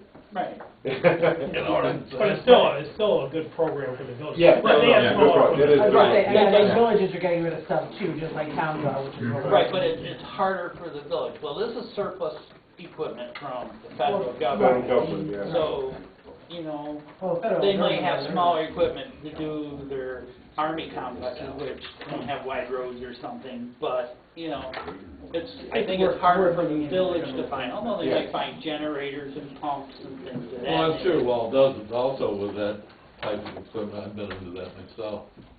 You have to actually know what the heck you're looking at and Okay. realize that you can get parts for that equipment, Yeah. No, yeah. which I'm sure Walt does. That's, Right. but I knew you threw out generators there, and that's one of the things we ran into. It was fine getting it and so forth, but when it broke down, It was garbage, because you couldn't fix And it. that's something we do look at in the highway Right. committee. We sure, look at, we should. and it's changed a lot from what it used to be. A lot of the stuff that the government's running is more in line with what the private sector's using, like the truck we just bought, the trailer truck. It's And because they there's got certain- rid of certain all the old components- stuff. Right, I mean, you still have to be careful, there's still a lot of brands that you haven't ever heard of that Right. are, you know, federal surplus. And we ran into it, we bought, it was a case, it's a wheeled excavator. And when you call case up, that serial number, it's like it doesn't, right, well, it doesn't exist, so they don't know what the heck you're talking about. So, I mean, you do have to be careful. We can get parts, but sometimes you have some problems, so. Right, but I mean, some of the equipment, if we hold it to 2 years, we could sell it for scrap and make out, so. You got a point there.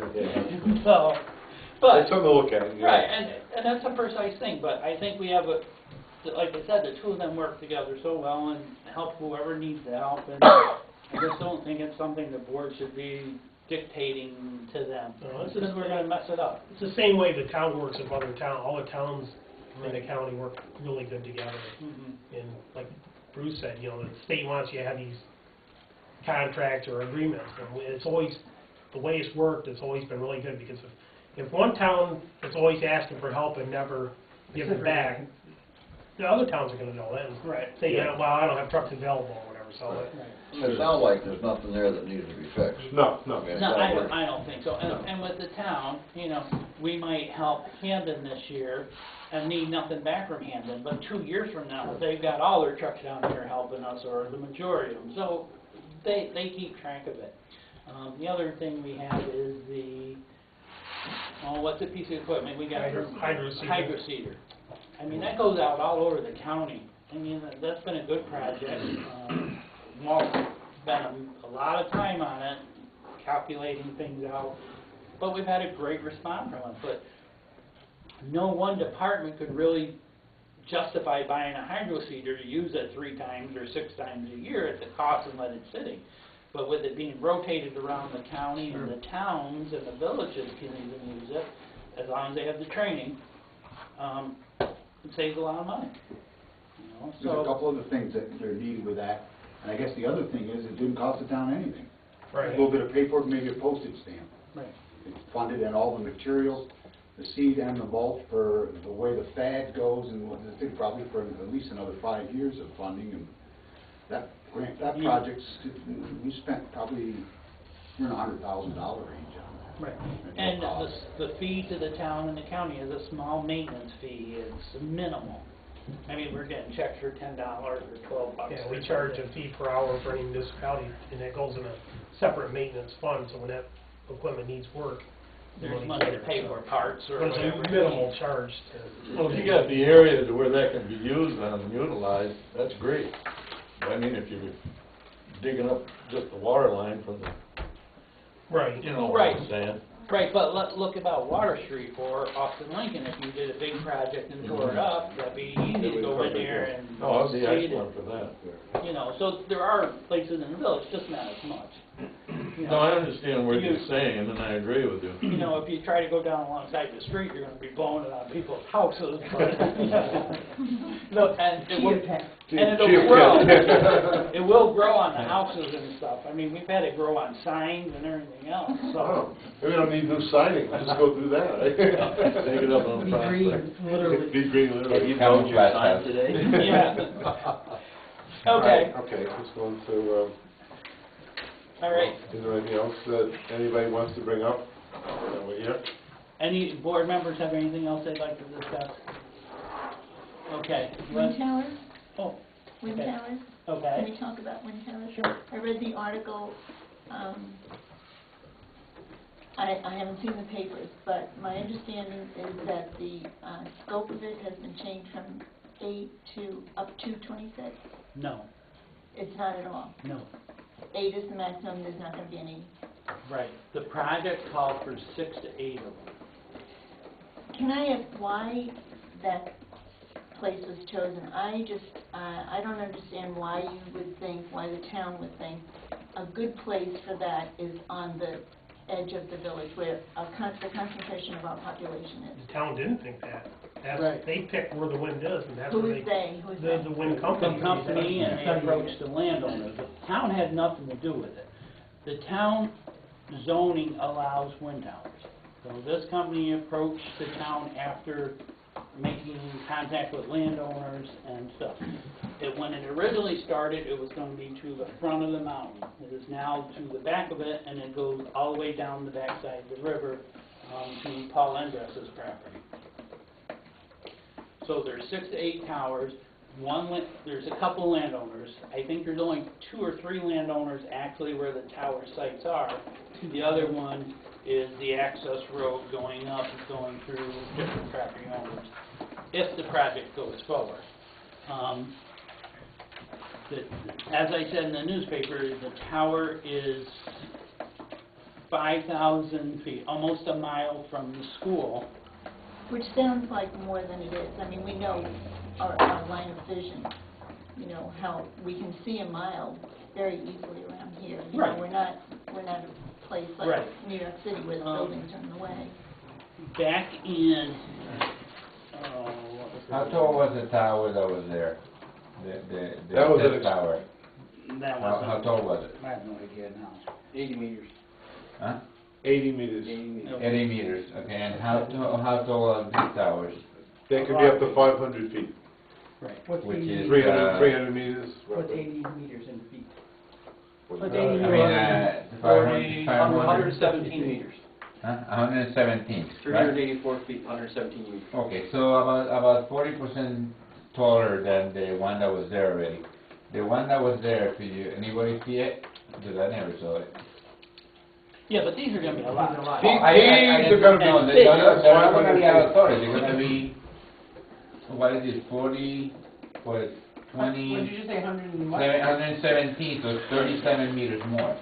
No, you're way off on that one. Well, that's, Yeah, but the tower that's up there is a small skinny tower. Right. We're Yeah, talking yeah. a wind tower, it's Yeah. big It's just an around. anemometer I to check the wind. understand. I've been next to, just, if they're the same thing, next to it, there's a windmill farm up near outside Casanova. Yeah, we went through this whole thing, we went through. Yeah, and I think that's a good point, that Yeah. this isn't something that just happened. Back, when did we enact them regulations? January 9th, 2008. Right, There was and an back then, in years prior to that, this was a big issue Yeah. around the state, around this area. Mhm.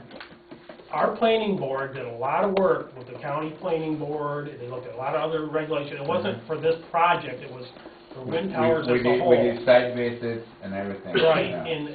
and we enacted very strict regulations on wind towers. And it's just like any other thing that's in our zoning. That's an allowed use on our zoning, provided you meet the requirements of zoning. So we don't, as a board, the town board very seldom gets involved in anything that the planning board does. We don't, we don't say, well, I don't want that next to me, I'm gonna bring that for a public vote. That doesn't happen, that's not the way zoning works. Zoning works, you have a zoning ordinance, if it's an accepted use, they have to go through the process, they do, the planning board does the public hearings, they do the different environmental studies. But there are public hearings. There were public hearings when this was added to our zoning. Right, but I'm There were saying, before numerous this would public go hearings. forward, there would still be public There hearings. was still be, Won't be a vote, Nothing there'll be is public happening hearing. at Yes. this point. No, you're right, Nothing. Kevin. I mentioned the voting at the meeting. I wasn't brought up the stuff on the procedure, which I checked out. You can't, you're right, you cannot vote on something like that because it's in the planning board and done. However, if for some reason the board decided that they didn't want to do this, you could change it. That I've checked with the lawyers. Oh, And I'm not saying that you're going to, but Right, I'm just I'm sure saying, you- and I'm not saying that you one way or the other, I'm just saying, I guess my point when I brought it up, a lot of people ask me about it, and I just want everybody to be aware of what's going on, and what's gonna be out there, and for it or against whatever, but just be aware of it. I just think everyone should know. A lot of times people don't read papers, they don't listen to the radio, they should be, and then when it comes in, they go, what the heck is this? So I'm just, right, really just trying to and I bring agree out with what you say, awareness. it's like, why, like you're talking about, why did the town decide? The town didn't decide any particular place. The companies decide that, they look at what's allowed, they look at our zoning and say, well, this is allowed use in Walton, we're gonna, and it may never happen because of our strict regulations. I mean, there's plans in there for decommissioning these, and you say, I don't know, I mean, it's, to me, our planning board, along with the county, went and really studied a lot of different, and solved the problems with some, and took the best parts of all these regulations. So we have a very strict regulation for doing wind towers, so. And that may prevent this company from even. Well, there's also pursuing outside business. entities that are gonna be involved too. Well, I read the whole deal, so, the thing, and, I was just brought down some of the points of it. There's 6 parcels of land, there's 1,200 acres that's being looked at. So, I mean, it is 8 turbines, but they're also studying the possibility of 4 turbines or 24-foot turbines. So they're giving you, when the study comes in, it's going to have all different, I know you're looking for the 8, but they also say in this We're report. not looking for anything. No, I'm not saying, you're right. We're not looking for anything. The study is going to show all the different possibilities. The diagram is there, Right, that's this your is what they proposal put so far. in, Right, so yeah. they can't go to a 24 without starting all over. They would have to start to add. Well, they got it, they'll and part of start it's in the whole here, process. this page, I forgot what page it was, I just read it the other, 14 or 15, I forgot what page it is, where they say that they're studying, it's 4-8, but they're studying the possibility of doing alternative outlets here.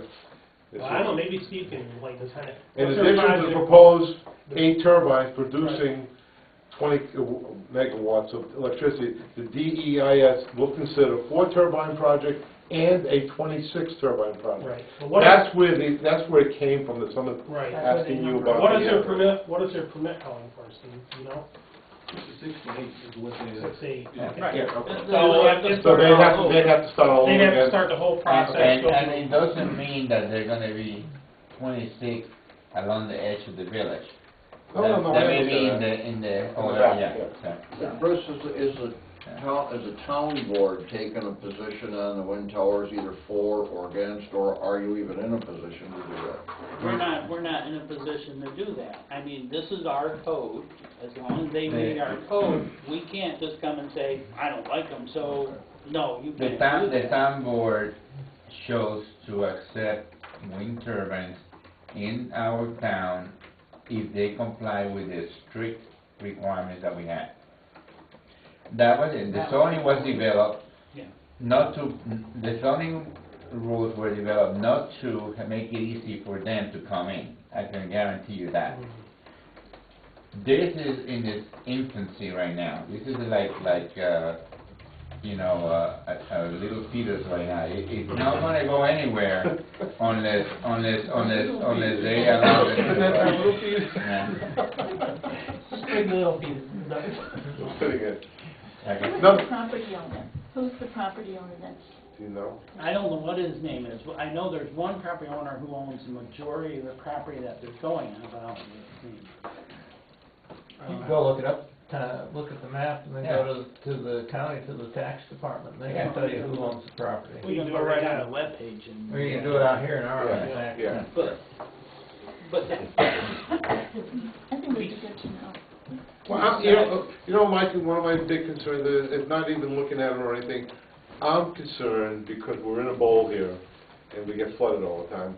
I'm waiting to see what the impact is going to be, because they're going to be cutting out a lot of trees to make room for that. They're going to be making a road up there. I'm just curious to see what is the impact when we get a lot of rain. Is it going to be us in the village? That is part of the environmental I'm sure- study. I'm That's sure part that'll of be the zoning any process. runoff is going to Well, be. they gotta go through a secret. Right, The secret, that'll show it in the secret. right, but they also have to go through a And the stormwater DEC, project for the the Army DEC and the Corps, they're all DEP, that. Right. the Army Can I Corps. ask That's a what I- question? What difference does it make who the property? Why should that have any bearing who the property Right, owner it is? doesn't really matter. It's a wind project, it's a wind project. I mean, whether I own it or somebody else owns it. So they have to Runoff. get permission from that property owner. Yeah, but I don't But want, that's them. I don't want the Not us. property owner's name to be mentioned so that people are harassing him. Right, Right. like I said, I think that's really I mean, that's the bottom irrelevant, line. who owns a project, because maybe it's somebody I don't like that I've had poor dealing. I don't know who the guy is. I'm just saying. Right, you know. I know what you're saying. We don't need somebody going and stapling signs. We don't want wind turbines in this guy's house. I agree with Okay. you. I'm saying, but the thing is That's that they why need to talk we to need the to property do- owner. Right, is okay, what I'm but saying. let's go back to the runoff and the cutting of a lot of trees. If there is a lot of runoff, it's gonna be below the But village, again, because this the is project's below the village. part of the environmental requirement with the zoning that's there. That when this was created, there were public hearings, we had extensive discussion, we made all the rules to make it pro us and not pro the company. So therefore, when the public hearings come for this project, all of those questions are gonna be answered, because they are within the zoning already. If It's it actually already, comes it's up. already in the seeker. Huh?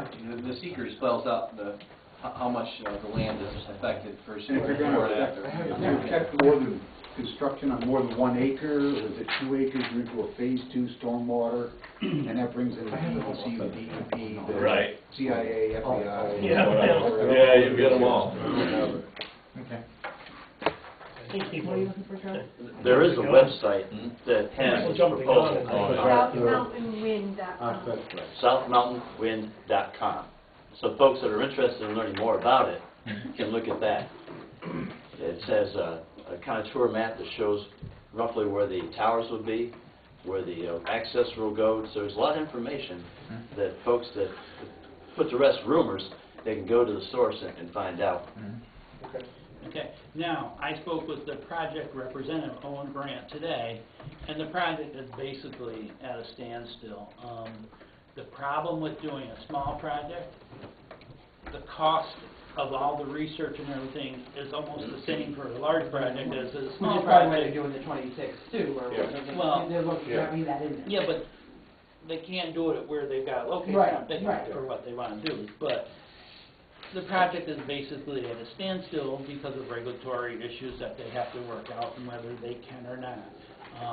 One of the issues is that there's a potential for a breaker to go down in it, and they have to get approval from NICEAG and everybody else that says the study costs a couple $100,000 to say somebody needs to go in and replace the breaker or flip the breaker or whatever. And we try to keep this project up in front of the public when we had information There was The a chair. meeting, right, there was a meeting at the high school that I made the decision that they needed to do this, even though we didn't need to do it. We wanted the public to know that this was being looked at. And that was back in 2008 or thereabouts. So I don't remember when it was. But I mean, it's like years ago. Yeah. But the project, you know, they've had to study eagles and grasshoppers and whatever else, environmental issues or, Oh, my. you know, so they had to do that, and that's a huge expense. So they've been doing those things.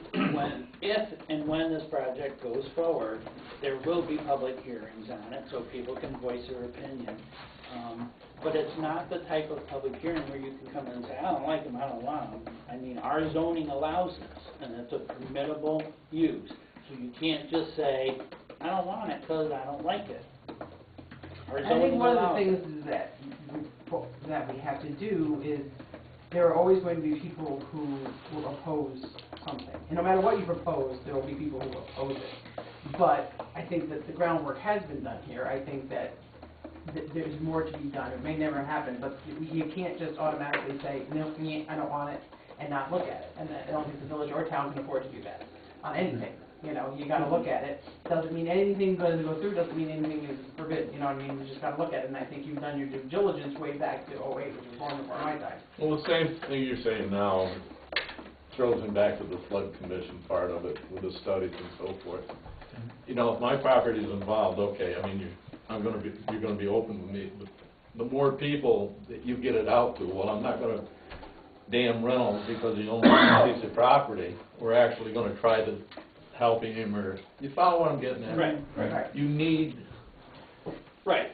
It just hasn't been media. a point to bring it to the public because it's still at such a standstill and in such the early stages. Why get people fighting over an issue that may Right. never even make it to the table? Which is where we basically are right now. You know, Right. so, you know, and So there has been a perception that it was kind of a sneaky thing, and I don't mean that by you. I'm saying, you know, I'm just saying, I'm not saying that that's a board thing or anything. Not at all. you're A looking at public it. thing, Not at all. that it was a sneaky thing, No. and it is, and it's just that there isn't anything more to say, is what you're saying. You've said it when it was time to say it, there's not more, it's not gonna happen tomorrow, it's not gonna happen in the spring, it's not, you know.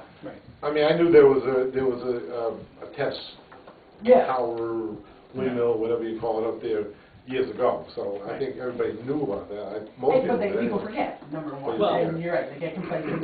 there was one a couple of years ago up on Rayburn, out that area, whatever. And they determined that it wasn't enough. Right, there wasn't enough wind for a huge project. You know, this company dealt more with small projects, but they're finding out the cost is just as bad as a large project, and it's hard to get funding. Again, it may Funds not available. happen, but they have to comply with everything we said, and until Right. they say we have to comply with everything, and if we have the need to shut it down for some reason, we will have to change the zoning to do that. And I think that at that time, we did do diligent work to, Yeah, but they'd be to study grandfathered that. then, because they've already Because put they're their started, permit in. right. You can't redirect zoning to eliminate somebody. Right. okay, so then, you know, that's all that. I'm sure they have other regulations beyond ours that Oh, yeah. are causing them a lot more problems. Oh, It may stop the project in ours. Right, the stormwater is a huge one. It's a huge issue. But I think this is good, that we're talking about it and saying that this is where it is and what the background is and where it is, because I mean, this was started long before my being on the board and stuff, so that's good, because there's new people on the village board as well. Okay. Well, not We're rehearsing, beating talk this about one to the ground. Just one more thing, there is another misconception out there that people think it's going to lower our electric bill. This is going into a grid, it has nothing, we are not going to have any advantage of this at all. Of utility-wise, Right. we get the advantage of in pilot payments, which would offset town taxes, which we all pay, county taxes that we all pay, and school taxes that we all pay. This would be extra money put into the... But one more time, the village is left out in the cold. Well, those people pay them Because- taxes too. You You get pay all the those same, taxes, you would as get far the as I same know. benefit that we're But I getting. did see in the newspaper today the difference in, it was last week's paper actually, but the town gets $29 off their taxes and the village gets $7 off their taxes. So, you know, to say that we're gonna get this huge advantage, maybe the town residents will get a bigger advantage. But then you don't pay as much town taxes either. Right, because You're paying less, village right? We residents pay all that pay town annually. taxes as well. And So they wouldn't get it off their taxes village and tax. county Yeah, taxes. right. So they would get it off a tax, they They wouldn't would get get it off all of similar it. But not benefits equally, to that's town what I'm residents. saying. And these, Why just- would it- these, I'm sorry, I don't know the protocol here, but just these 8 turbines, Who are you? I'm Chad Hall. These 8 turbines would, I calculated, would save 20,000 tons of CO2 in the environment per year. Could you explain why the county and that, is town school and county, why isn't it town school in Walton? Why would the county get a pilot, a portion back? Well, because we all pay county taxes, Right. and we all pay town taxes, and we all pay school taxes. The question is, that's in my mind, and the board would have to talk about, because we'd have to approve the pilot program, is you have towns in the county who have banned them completely. So why should they benefit? Right, That's my personal opinion. That's where I was going with it, yeah. That's my it's- personal opinion, but the pilot program can be drawn up whatever way we want it to. There's nothing that says a pilot program, everybody gets a third equally, it's whatever's negotiated. But the county would have to agree to any, as far as their taxes, the county's gonna have to agree to any program Well, too. that's what we have in to the- look In at. the school also. I mean, we can't, this town board can't dictate whether they're gonna pay county tax or not, that's, you know, the county's gonna have to agree to anything, or the school, or, Right, we're gonna have to look into all that, but what was the point of getting into all that, whether we don't even know there's a Right. project that's gonna make it that far? So, So revenues is still a. Well, let me ask you something, now, when they put these turbines on this property, then the taxes that they're already paying on that now is gonna be different? sure. But yeah, it'll be, that's why you're gonna be getting maybe a little bit more money, because with these turbines on there, you're gonna be, It's like any improvement, yeah. it's gonna be, It'll have an assessed value. assessed value much higher. Would you be able to afford the foreclosure issue we talked about earlier? I doubt it's gonna make out that much money, I don't think we're gonna get $1 million out of this deal, but I'd like to. But, okay, is there any other issues that the town or village would like to bring up before we open it to the public? If I think you just clarified something for me, and I think maybe a lot of folks in town had confusion too. The rumor that I heard was that this project's going to go in, and they're going to be paying money, not taxes, they're going to be paying money to the town, the school, the county. And the difference is, as you explained, is it's taxes. There's county taxes, it's in the county. It's town taxes, it's in the township. Right. The school taxes, it's in the school district. Right. So that's, so the it's not assessed a value is special going up, yeah. stipend or Now- kickback or whatever. Now, there's not to say that we might not come up with a host benefit package. Right. Yeah. Okay. Like the landfill. Right. Yeah, I mean, that could be possible Right. too. We're just not that far to start making decisions like that. You haven't got your feet wet yet. No, no, we haven't stepped in the water yet. No. So maybe that's one more And rumor we can standstill put to right rest then. You know, sorry. Okay, open up to that. Okay, so anybody from the public who would like to speak, we ask you go up to the podium, just state your name and where you live and make your comments. I'll make it.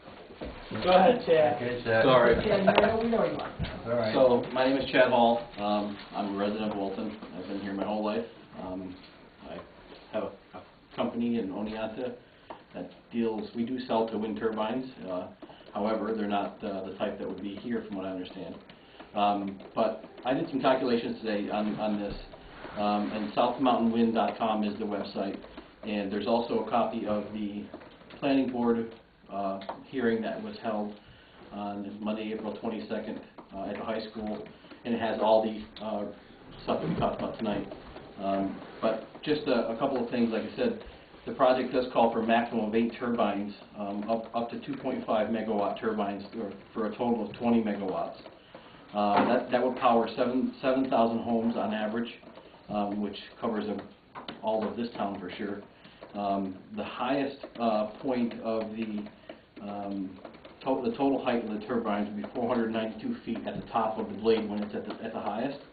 But the average height at the top of the nacelle is 91.5 meters or 300 feet. So these are, from what I can find, they're very standard 2.5 megawatt turbines. They're actually small turbines compared to what's out there today.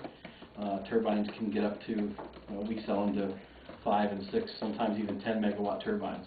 And the ones out in the oceans can be 30 or 40 megawatts. So these are not the biggest turbines out, but they are very efficient turbines. And also, this project, from what I can tell, has people were worried about. I've heard people talk about the dangers of what happens if something happens to one of the turbines and a blade comes off. They're not spinning like a fan. They do have emergency systems in them that pitch the blade. That's actually what we make. Pitch the blades out of the wind in case there's a high-speed wind event, so that they can't spin too fast. If that does fail and something does happen, this particular group has, because it's in New York and in the area that it's in, has a range. It's 2 times the distance that's required from the nearest home or property that could be damaged. So this is probably the safest turbine site in our country if we were to have one. So there's just a lot of good things about it. I'm not saying people should be for or against it, but this is a very important thing from an environmental perspective, and I think that's probably one of the things we need to look at. And I also think this meeting tonight started off with talk about cell phone tower, and I can remember when that cell phone tower went in, there wasn't a single person in this town that wanted it, and nobody can live without it now. So I think this is just another one of those things that we got to just get people past it, give them the right information, and once it's done, they're going to love it. Every town who has these wind turbines, their tourism goes through the roof. People love to see them. They come to look at them. They're pretty. Yes. How far apart are they going to be, Chad? Probably about 800 to 1,000 meters, depending on which way the system works, where they actually position them. And there was only, they're talking about 63 acres total of tree removal, 63 acres total. Some of that will be replanted, and I think it's 3 acres around each turbine that will not be replanted. So it's going to be, other than the road, which they're going to fix a lot of the roads that they're going to drive through. That's going to be part of the program that always is. So there's going to be a lot of benefits from this. And then the roads, the access roads, I think, can't be any more than 40 feet wide. Yeah. And it's been through the seeker. I mean, they're doing that now, but I read through the whole seeker today, and I have filed several of these myself, so I'm pretty familiar with them. They did a good job, and there's 2 things that they have to look at. Is I should say 3. One's a river plant that I've never heard of. One's the eagle, so they have to study the flight paths and the, I guess probably the mating rituals for the eagle. And the other thing was timber rattlers, which are about 1.5 miles south from where these towers are. So these guys did a great job. From putting together seekers. Like I said, I've done 3 or 4 myself for my company. They've got this thing down pat. They did a great job. I couldn't find anything wrong with the whole proposal, and I was really looking for something that I could come back and say to you guys, maybe you want to ask them this. They've already done it all. That's good to know. That's good to know. Well, and that's good news if you're in favor of them, but not so good news if you're not in favor of them. I'd like to bring up If you want a quality company that is doing this, and you're going to do it. If you want, even if you're just looking at it, you want a quality company that's doing it that's not cutting corners, which is what I'm hearing. something that Chad said that's interesting was like at the cell tower, that people now, want it there. Back when that issue was taking place, I'll never forget, there was an article in the Walton Reporter they have what happened 100 years ago.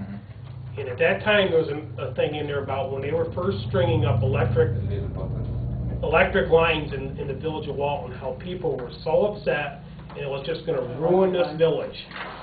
And now people, it's like, we got to have that, what would we do without them there, So some people are just afraid of to change their progress. We can't just out of hand say, we don't want that here. We have to look at it, we have to look at it from quality companies. We can't do it, some secondhand guy, but I think that's what we got, and that's what we're doing, we're looking.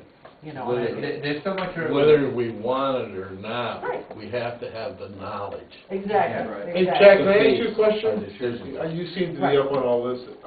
Is there anything to the fact that the government is subsidizing these companies that are Yes. doing the wind turbines? They are. There's a It's big called a- subsidy? It's called the Production Tax Credit, PTC. And it was It's a nice amount of money, correct? Yes, it was renewed this year. They almost didn't renew it, and put a lot of wind projects, I'm sure this was part of it, put that on hold, because they had to be in production to a certain point to receive that tax credit. This is calculated to save, I think wind turbines this year in the United States created about 75,000 jobs. They expect it to go to 100,000 this year. Most of the turbines that are used in this country are still General Electric, made in the USA type turbines. So, you know, there's a lot of really good things about it. But one thing I do also want to say, and I'll answer any questions that you have. If I don't have the answer, I'll get it for you, because I do work with a lot of these companies. But we are moving from, and why I started my company, we're moving from a dependence on foreign oil to a dependence on foreign energy, batteries, other things. We don't want fracking. You don't want to have coal plants put up. One way or the other, you need electricity. And, you know, renewables are an interesting thing. I mean, people don't like the look of certain things, but it sure beats a coal stack. And wind is as renewable as you can get. The second thing is solar, and we don't have enough solar here to run it. You know, this is #1 grayest area in the country. That's depressing, Chad. It's the truth. But you know, I was just out in Las Vegas. I was in Las Vegas 2 weeks ago to a company that they make large solar collectors, and a wind turbine is a whole lot prettier than a solar collector farm that has 275,000 mirrors shining at one tower. That's 600 feet high. So From your experience, would the wind towers be viable without federal aid? Or is there a chance that if the federal aid goes away, this company closes up and we're stuck? No, it's not about closing up. It's all it really comes down to is the cost of the upfront. So they would, if without federal aid, they would still come in and They're still going to do the wind. That's not the problem. They're still going to do the wind? It's the upfront cost of putting the wind turbines in. Okay, so if that goes I away. think that people need to read our zoning. Part of the concerns, this was brought up when we were dealing with this, was, well, these people are getting money from the federal, so this makes it easier. What about if they lose the funding and they shut down? Part of the zoning is that they have to have escrow amount to take the tower down. You have to have a bond with the amount enough money to take them away. In case that ever happens. To take them away. Okay. So that's a non-issue as far as So if they ever whether decide they put them up, they're not gonna use them, they gotta take them down, that's all right. Exactly. They subsidize gas drilling Yeah. and oil drilling. But once these are up, I mean, think about the right-of-way and access to them and things like that. These turbines are literally designed to not have any maintenance done to them for 20 years. And so they're really, I mean, they're as least invasive as you can get for an energy storage or energy creation system. You know, they're 20-year application, and once they turn them on, their cost of making electricity is actually lower than any other natural gas. Now, there's also regulations that are going in place which would affect our area, or anybody with wind turbines, which calls for energy storage, which is a whole separate piece of the puzzle. I'd very much like to, if you could send me your information, because from what I've read in the Wall Street Journal and other publications, is that wind towers currently are not cost effective. Right. I've read that a lot, so if you could send that to us, I'd very much appreciate that. But getting back to my question, and I think you answered it, maybe not wanting to, what you're saying is these towers will not go up because they couldn't afford to put them up without the federal aid. So And that's been signed back in, it was signed back in, They have. I wrote a blog about it. but have they received Yes. a grant? This particular company has received Anybody a who grant? does wind turbines who creates them it's an automatic thing. If you, I mean, they apply for it, I'm sure, but if you're making them, it's automatic. They wouldn't have done it yet because they haven't put in for it. Right. Until they actually start the project, they can't get the PTC. But it's the same thing with gas drilling and oil drilling, they're all Right. subsidized and... I mean, there's job creations and there's pitfalls for everything, and we just have to do the best we can. Chad, you mentioned just before you stood up, I think it was 20,000 metric tons a year of Carbon carbon that's not that's in the not environment. going in. Do you don't have a off the top of your head a conversion into fossil fuels? You know how much fuel, diesel, or oil it saves, or anything like that, or how much oil you burn to generate 20,000 tons? No, I don't, but I'm sure we could come up with that, but. I was just curious. It's, you know, sometimes people think better in terms of how many gallons of gas you burn Yeah. every year, Well, or fuel oil, or whatever. There's so many different ways to do that, and Yeah. it depends on if it's a peaking generator and other things. But, you know, on the other thing I also want to say is that China's putting a wind turbine in every 30 minutes. China is putting in one every 30 minutes. Germany, Spain, everywhere I go, I see miles and miles and miles and miles of wind turbines. Yeah. I have pictures, probably in my phone, from my last trip to France where I literally saw 10,000 of them. And hasn't Spain run into great debt because they've put so much effort into that, and now it's coming back? Spain got in trouble with it. They built too many. They didn't have enough. They didn't have a connection to it. And now there's not enough industry there to do it. There's a 36% unemployment. Yeah, so they have there are some problems that have gone with windmills that. It's not with the That's power. not a windmill problem. That's an economy problem. The problem is the Their economy. storage and distribution, which is going to be the next Supply and issue. demand as well. Yeah. And a lot of these people had the build it, they will come mentality. If we build, 10 gigawatts of electricity, someone's going to put a factory there. Well, it didn't happen because nobody's building anything in Spain. Mhm. They also built 50,000 tunnels in 1 year for no reason, and now they have no money.